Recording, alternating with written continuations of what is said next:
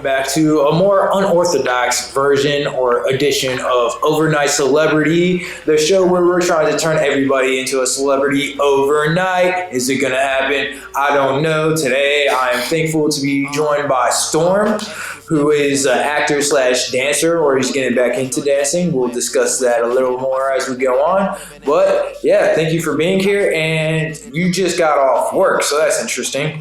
How was that? Work is actually stressful as fuck. But you know, becoming an overnight celebrity is a lot more fun. So I would gladly enjoy this fucking interview. Okay, so what is your goal? Not what is your goal? What steps have you took towards becoming an overnight celebrity? Like, what have you been in? What have you been part of? Just getting your name out there, actually going to events, taking classes, seeing what's out there, and just being in those type of environments. I've been here for 2 months, and I'm also part of a dance show already. So being performing in Lion King next August. So be on the lookout for that. Nice. African dance. So you're an African dance play of the Lion King rendition? Yeah, it's going to be African dance. So we're going to be acting out the Lion King through African dances. So it's going to be like a play, but it's going to be like through African movements. We're going to be telling the story of the Lion King, because the Lion King is not just like about the lion. It's actually about an African a warrior and his son, an African leader and his son, and it's telling that story. So we're going to be telling that story through our dances. So the Lion King actually is an African folk tale. Okay, well that's interesting. And were you familiar with that before you were exposed to the cartoon, or? Oh no, I actually found out this past Monday at dance class. So they actually told me something I didn't know about. So as I'm learning about new dance moves, I'm learning that the Lion King is actually not just a fucking cartoon. Funny that you said that it's not just a cartoon, because I read that the live action version, they only had one scene that was real. Everything else was CGI. So that one was pretty much a cartoon too. Literally only, and it was like an opening shot too. So pretty much the whole thing was a cartoon, in my opinion. All right, so do you have extensive background in dance, or? No, I haven't danced or sang or did nothing artistic in 17 years due to parents trying to regulate and control your life. I know a lot of artists probably deal with this. But yeah, I'm actually graduated from law school. I'm a lawyer. I'm a teacher, but I have an artistic background. So I'm actually moved to LA to get back into my artistic field and to get back into that. I haven't been in this artistic space in 17 years. And that's what I mean, since I've been 10 years old. I'm 27 now. 27, that's a good year. One of my lucky that is my lucky number, 27. And 72, either version. But yeah, so 17 years is a pretty big gap. You're not the first person that we've had take a gap on the show. David, in the other room, took 25 years in between plays.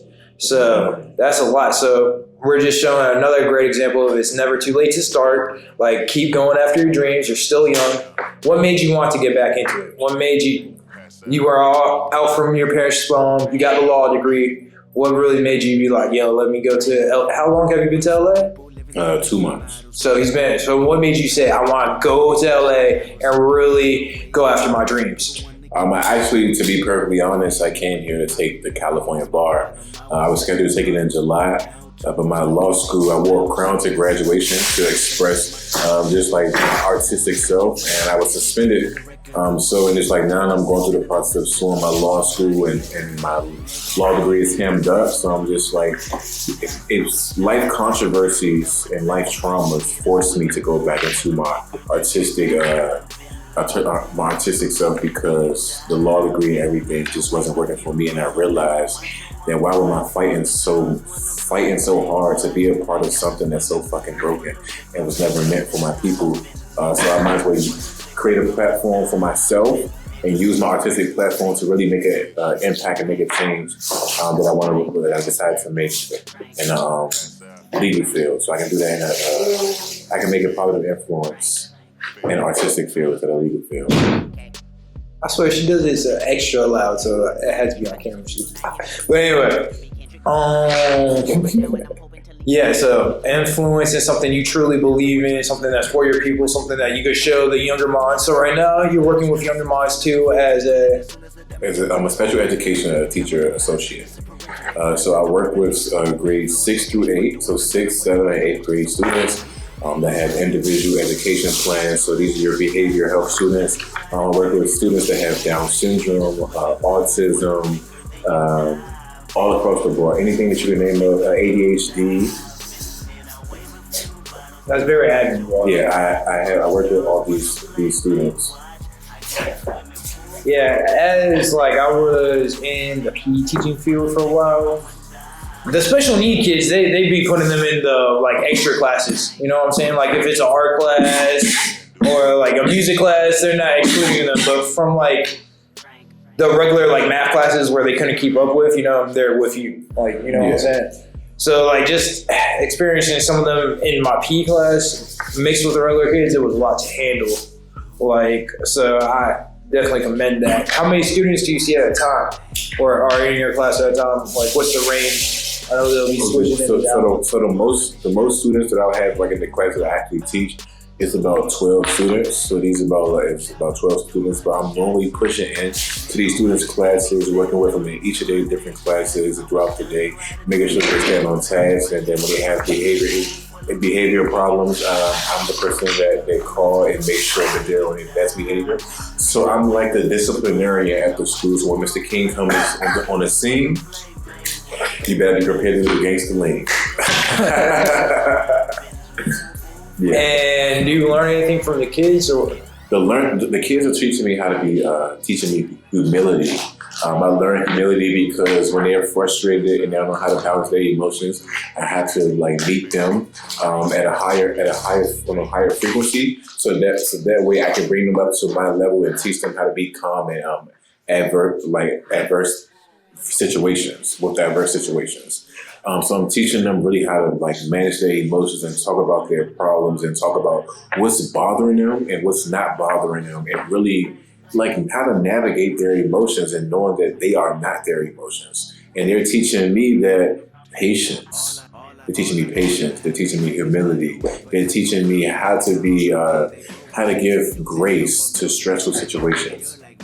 Yeah, and I feel like you've learned a lot of patience, like through what we just covered so far, 17 years in between doing art, going through law school, that's a long time. Even going through regular school just to get to college, just to get to law school, that's a while. You're 27 and you finally got it. And now you're going through the process of suing your school. So what happened there?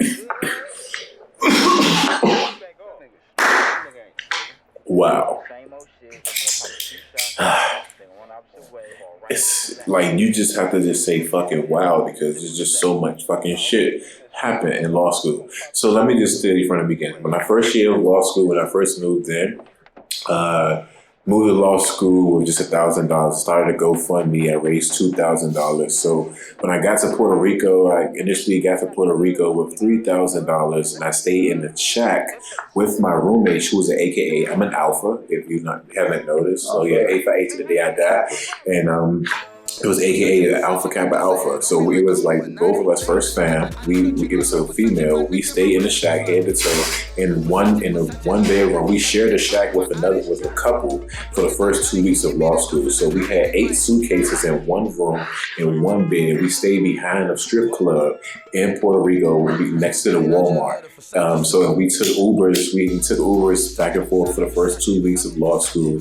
But then we finally got out. The first month we finally got our apartment, and there was a white girl that was in our school that didn't have a place to stay, and we had just got a place at a 2-bedroom, 2-bathroom penthouse. This is how the universe works when you don't give up on your dreams and you just go after it. So the manager had $3,000. So the rent was $900 a month. We was gonna split between two people. It's $450. I don't mind doing that. That's $450 a month. But this white girl didn't have no place to stay. My roommate was like, this white girl trying to have a place to stay. Like, can she be our roommate? I initially says no, because I don't trust these bitches. But my roommate is the black woman, she's so nice. She says yes. So I'm like, okay, she can come, but just know, I said no. So initially time goes on. She runs up the bills. I want to clean up everything. So it was time to buy furniture. She didn't want to, we all got our school refund checks. She doesn't want to participate. She doesn't want to pay for any furniture. So we're taking contracts. So I nicely draft a contract and let her know if she's going to use any of the amenities in this house and she utilize them and she doesn't pay and she's going to owe us monetary damages. And so I sent her a contract. She didn't want to sign a contract. She told me I was negative. Then she goes and tells everyone in the school that we tried to put her out and that we had her on the streets homeless because she said I was negative. So I approached her in school and I told her to slander in front of everyone, to not slander my name or my character or my reputation because we did not put you out. You said we were negative because I gave you a contract and you said you didn't have the money to pay for the furniture. The furniture we got from a warehouse which a church donated for $200. So all she had to pay was $25 and she didn't have it. But she got her hair done the next day, and she was upset because so then she went to the deans, went crying to the deans, and because she's a white girl, stalking. So then she went to the deans, and they interviewed all the students, and the students said, "Oh, AC is a great student." I sit in the front of the classroom. I don't even acknowledge anyone. I graduated with a 3.5 GPA, magna cum laude. So anything I put my mind to, I always execute to the best of my abilities. So she filed stalking charges because it didn't last. She filed Title IX with the school. Then she filed stalking charges against me. Then the black woman that was supposed to be my friend filed with her because I decided to be friends with the white kids at the white boys at the school, and they wanted me to be with the black people and have black power. But I'm a networker. I go off of energy and aura. I don't go off of who is black and who is white. I go off who energy is right with mines and align with mines. And so that happened, and a lot of other things happened. So I had 2 Title IXs in law school. I beat those. Then they went, and I got 2 stalking charges against me with this municipal court of San Juan because they didn't last at with this law school. So it's I'm fighting all of these things, and so I'm going to overcome everything because no weapon formed against the king and the storm will prosper. But that just brought me to law school because we need to be able to advocate for ourselves. We need to be able to fight injustices. So you graduated, got everything, and over this lawsuit, they're withholding my transcripts and degree. So, because I can't take the bar, I can't become an attorney. I'm a lawyer because I graduated from law school, but I can't become an attorney until I pass the bar. I paid for the bar. I paid $4,000 and something dollars. Came out of pocket $4 bands, and nothing to show for. No lawyer license, no fucking bar license to show for. So, did you have a degree before then? Criminal justice? Yeah, I had a criminal justice degree before then. Yeah. And was that before you moved or after you moved to Puerto Rico? That was before I moved to Puerto Rico. I went to Virginia State. Well, I started at NC. You went to Virginia State? I started at NC State University. Yeah. Tar Heels? The Wolfpack. Wolfpack. Oh, that's North Carolina. We're the Wolfpack. NC State. Oh yeah, the red Tar one. Heels. Yeah, the red, black, and white. Yeah, Tar Heels. You know how we go. Oh, that's my Wolfpack, baby. It's the Wolfpack. Yeah, so I ran track. So I ran the sprints. I did the 2 and the 4. So yeah, I did that and then I got kicked off the team for smoking weed, failed the drug test, and I was fighting my teammate and his family. But now he's a rapper now. He's one of my artists, and he actually the showcase that we did for DC, my teammate that I fought in freshman and sophomore year, we were roommates as well. I fought my roommate, then he was shorter than me, so his family, he got 12 brothers and sisters. They jumped me outside his home in Uptown. Then they chased me around this neighborhood, but I ran track, so I was recording them chasing me, and I was so his arm was broke, and then I just had scratches on my face. But now he's a rapper, and we both advocating to really fix injustices in the world. So really, the universe uses your greatest like your greatest enemies. Like my greatest enemy, we now partners. Like I didn't have the money to pay for the showcase like in DC because I was about to give up. I was about to say, bro, fuck all this shit. It was too stressful. I was paying for everything, but I was like, I didn't have the funding. And it was just so much. It was so time consuming. So I was like, no, I had to recap. He really came in. This is someone that I fought. We were roommates and I fought. We were enemies. Like they jumped me. And he came out of pocket $1,600 for us to get the venue, and then my bro came through. He bought 100 book bags. He put in the NFL. Anthony Chesley, he's number 47 for the Indianapolis coach. You know my bro. I'm coming to a game, bro. So you already know I'm coming to a game very soon. But yeah, it was just, it's just like my God, the universe used my trauma and just used someone, my enemy, to bless me. Like just came out of pocket $1,600 and ran the show. And then when we was both cooking on the grill for the kids, giving out book bags, it was just so much. And I just know that was just God's plan because it's just like it's crazy. It just happened. Okay, so Virginia, that's tight. I grew up in Virginia. Okay. So we got that. And Virginia State University, baby. I went here at HBCU. Wasn't that close to Virginia State? Petersburg. Well, it's close to Norfolk State. Yeah, it's close to like Petersburg. HBCU. Petersburg, yeah, I know what you're talking about. So Colonial Heights. North Carolina, Virginia, Puerto Rico, which I'm sure was a culture shock. Everything was cheaper though, right? Everything was much cheaper, easier. Yeah. Puerto Rico, like the land was cheaper, but the food was expensive. But like rent and everything, like the penthouse was cheap. Like not 2 bedroom, 2 bathroom penthouse for $900. You're not finding that. Okay. Financial district. The penthouses around here like $6,000-8,000 a month. Like that shit crazy. I moved out because I just wanted different. Especially in Hollywood. Around here, we're in the financial district. I think you can get the penthouse for like maybe $6,000. Well, it's like, what really view are you gonna have? But yeah, so that's nice. How'd you like it, man? You loving it? So all that shit happened? It was like when I had it by myself, it was too much to clean up. Like I needed a maid because it was just too much. Like one person with 2 bathrooms, 2 bedrooms, and it was big. It was huge. And I couldn't clean all that shit up. I moved. I paid more to move into something smaller on the beach. But I moved into a smaller spot, but I had a pool and a gym.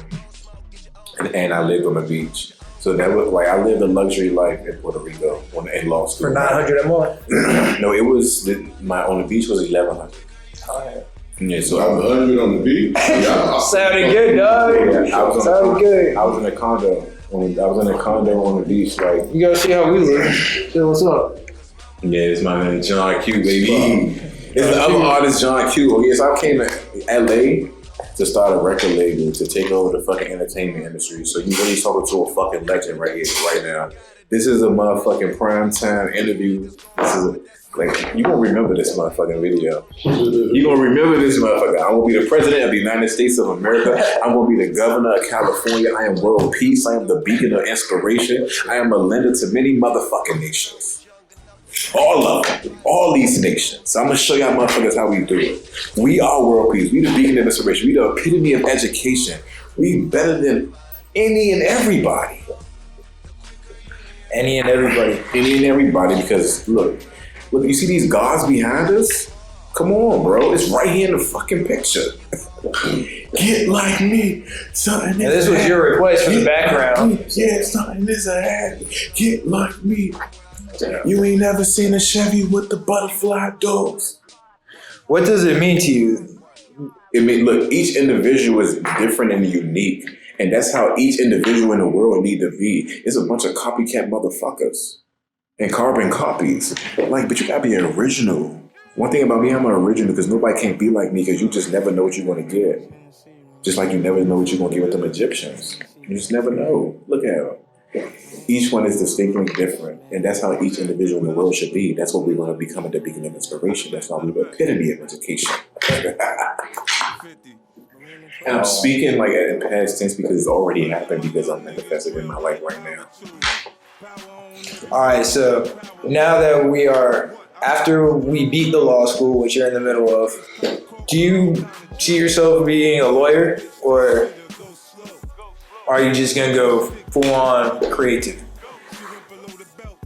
only class action lawsuits in front of the Supreme Court. When I argue, I want to argue in front of the Supreme Court.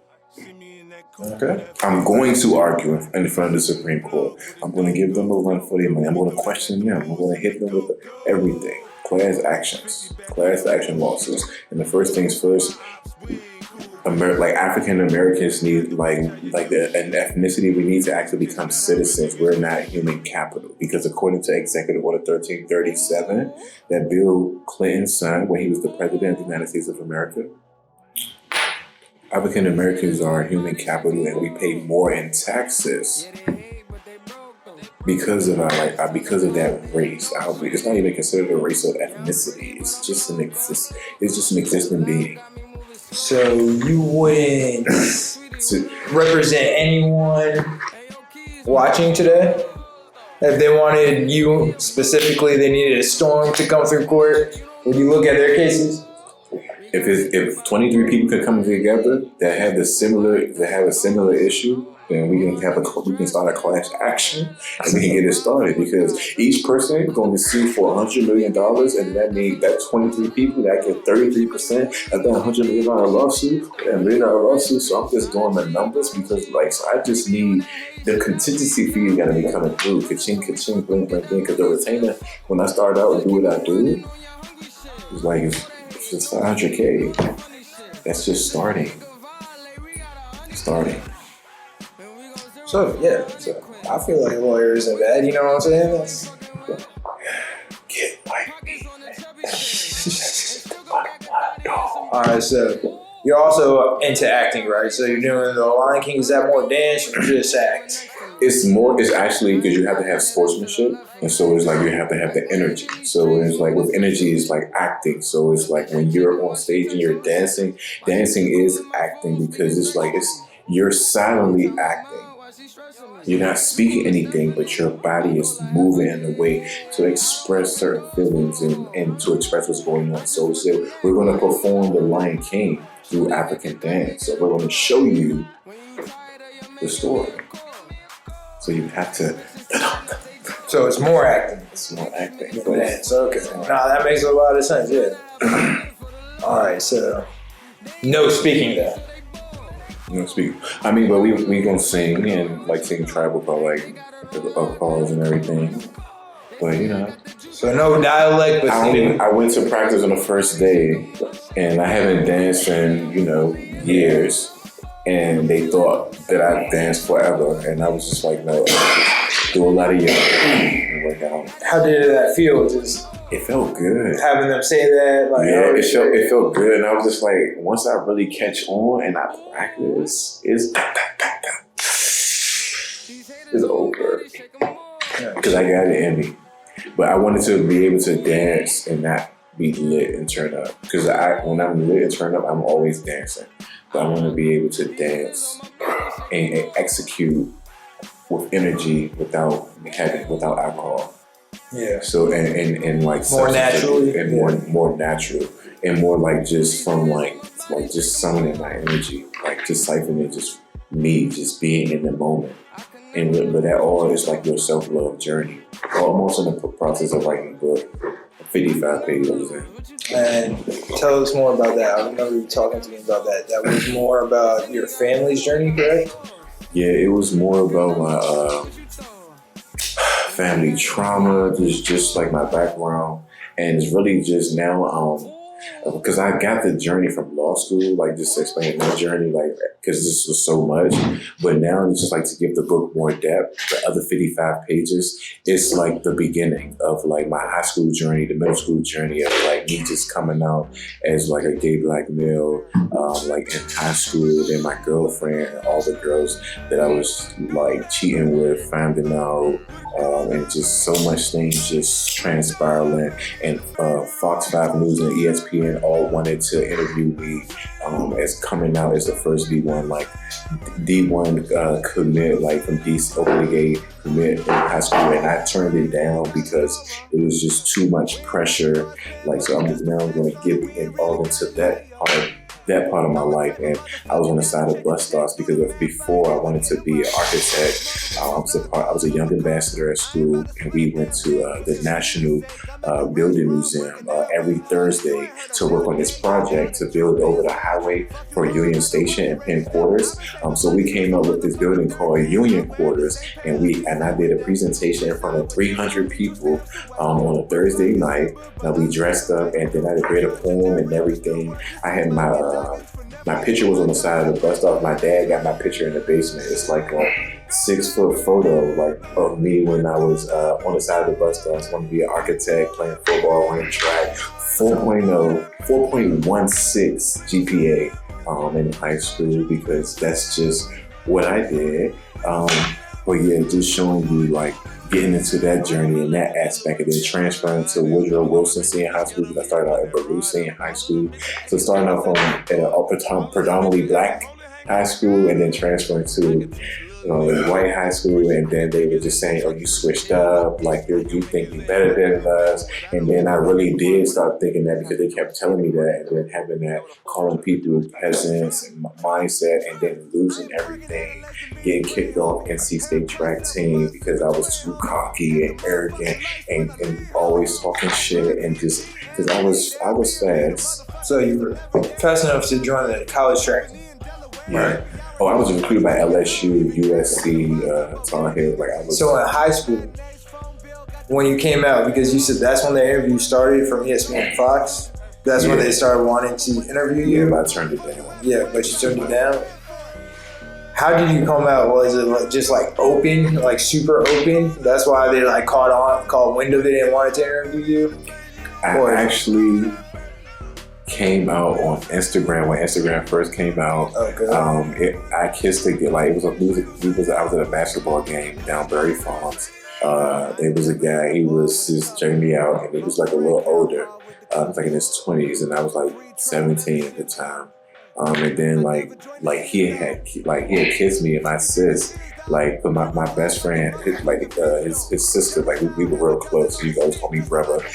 So she had took a picture of us and we kissed at the basketball court. Where everybody, they were playing basketball in the background. We had kissed at the basketball court. So and then that went viral. It went viral. Everybody was commenting under it. My track coach had it. My dad had it. Everybody in Washington D.C. had this fucking picture and was like, "Oh my God, AC is gay." Oh my God, and then all girl, like everyone had it, like girl, like everyone. So how was that dealing with that? It was a lot, but I overcame it. So it just showed. So that's just how you came out publicly. It was just known at that point. It showed me who my real friends were. Like that's what, like it's just like people like, cause people want to switch up on me. People start talking shit, but then it's like I could fight.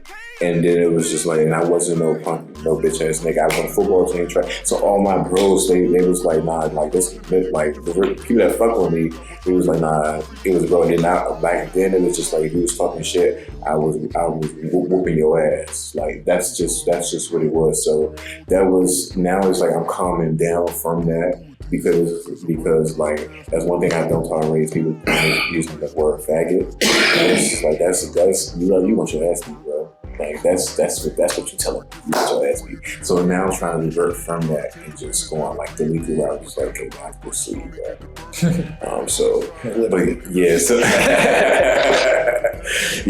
But that's like. Oh, you soon as you win. Soon as you win, and I was also in a gang in 9th grade, but then I got jumped. Because my brother robbed someone for it. My older brother, she was shorter than me. My older brother always shorter than me. So I was the one that always, the fighter that had the hands, like, just ain't go like that. So, especially growing up as kids, back then there wasn't no guns. You had to use your hands. Like, especially when we was growing up, especially when you played football, like, as practice, like, no, you're gonna use your hands. Like, you put on the gloves. So my brother robbed someone for his shoes. Then he went around the hood. He started bragging about where he just came up for these youngers on his shoes with his shoes. So then they robbed him for his shoes. But he told me that they pistol whipped him. But the whole time they just two youngins just jumped in for the shoes, took it off of him. So he got on me my brother's shoes. So automatically I'm just like, oh, I'm trying to see whoever took my brother's shoes. Like it's my older brother, but he's shorter, so I'm taller, so I can fight like you coming up off of those, man.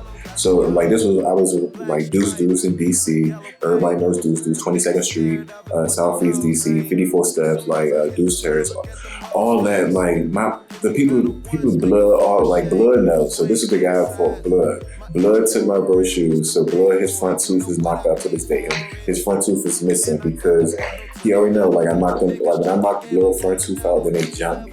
Then my brother jumped in, then my little sister tried to jump in, then my bro jumped off. Lil Josh, he was locked him down. Lil Josh was a shooter. That was my bro, but Lil Josh, you didn't jump in there, bro. My little sister told Brianna, like she can snap it to this day, you did not jump in there. And then when I'm getting jumped, my little sister said that Lil Josh was like, why you ain't jumping in? He's like, that's my man, but I'm not trying to get my ass beat.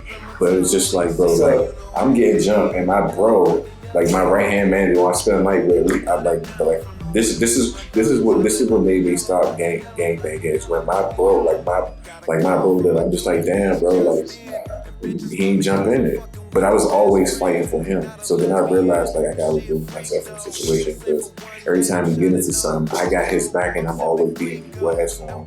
And then it was just like, so then I stopped, and then he just became a shooter and just started shooting people and he got locked up.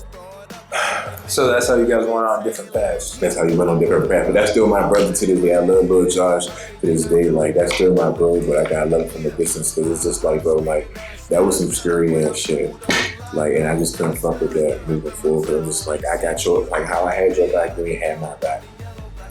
And now, since you made it, you cleaned up your act, you're doing better, where do you see yourself in 5 years? Married and traveling the world. Traveling the world. Every 3 months. Every 3 months, I'm in a different area, like from the Beacon of Inspiration. We establishing a new headquarters of the Beacon of Inspiration and giving back and being of service to the country that we're in. Like that's what I feel like. I want our community service in that country to thrive because that's what the world is missing. I am a go-giver. I am a caregiver. Like I am a trillionaire, I am a blessing. Like I am unconditional love. It's just like those things that I say on a regular basis. And then it's very important and conducive to like the world and evolutionary growth. And it's just like my business is gonna become that. And just teaching everyone around me, and we all become CEOs. And my business is develop CEOs, like develop bosses, develop leaders. Come on, develop beacon of inspirations. No one's doing that. But it's like like we need more bosses. We need more originals. Because then the world will be fun. Then we got people. Then it's just like the world will be fun. So you want to build a corporation of bosses? I don't need a corporation. I want to build many nations of bosses. Many nations of bosses, leaders, like generations of these generations. Like we need at least 115. Like just keep it coming, bro. We just need to be pouring into the people because the world could be way better. But then who's gonna follow? You said who? Who's gonna follow? You said who's gonna follow? You just got a bunch of leaders. Yeah, no, you gonna have. Trust me, you gonna have your followers because everyone don't got it. So it's just like this, and this is for the gifted and talented. So and everyone ain't gifted and talented. And if you don't got it, you just don't got it, and you would know who got it. And then energy don't lie. And then it's like, and then laziness and effort, because you gotta really want it. All right, so you want to see yourself married and traveling, giving back, building leaders around the world. And saving the animals. Making them smarter. I want to make the animals, I want to find a way to make the animals smarter to communicate with animals. I want to be able to talk to the fucking lions. When a bear growl and burr, I want to be like, bro, like I want to be able to communicate. I want to be able to know what the fuck he's talking about. Like, all right, chill out, bro. I'm gonna back the fuck up from your cubs. Chill out. I want to be able to roam. Like, I want to be able to roam with the animals. Like, that's some fun ass shit, bro. Like, I want to do that. Well, I just be talking to him. Like when a rattlesnake coming by, like, all right, chill, bro. Like I'm not even in your area. That he just scoot his ass home about his business. I'm gonna be. So I was working security, right? Yeah. And like everybody's going through me, and there's like 100 Chinese people like in a row, and they all got this same Phillips thing, and it's like some Phillips shit. And I'm like, yo, what is this? Like to like 3 of them, and of course they didn't speak English. And I'm like in my mind, I'm like, why are you even at this convention? It's an English convention. You travel from overseas to see this shit, and you're not even gonna be able to understand it. And then like I finally see like this Australian dude with it. I'm like, yo, bro, what is this thing? And he's like, oh, you just put these earbuds in and you could change the language you're listening to. So instead of like every time like you're listening to English, it's just translating everything around that's English into Chinese. Wow. I was like, oh shit. So like imagine if they had some shit like that for animals. That would be dope. Yeah. Yeah, but see, like, I don't even want to have to use technology. I want to be able to, like, on the telepathic level. Because the Egyptians, these people behind us, they already mastered that skill. So it's just a matter of just tapping into that energy again. And is there anything you want to add before we are out of here? Man, love your fucking self. Love yourself enough to evolve and to really like heal yourself. Heal your inner child. Heal all your fucking wounds. Transmute all that shit into power and really level the fuck up and become your best fucking self. That's the best thing that I can ever fucking tell you is put yourself before any and everybody because charity starts at home. So take care of yourself first and then you level up the collective. That's it. Thank you again. I'm your host, Gavano. Do you have any links to put in the bottom? How can we reach you? You can reach me at The Beacon of Inspiration, all one word, at gmail.com or 939-222-7937. All right. Thank you. Have a good one, guys.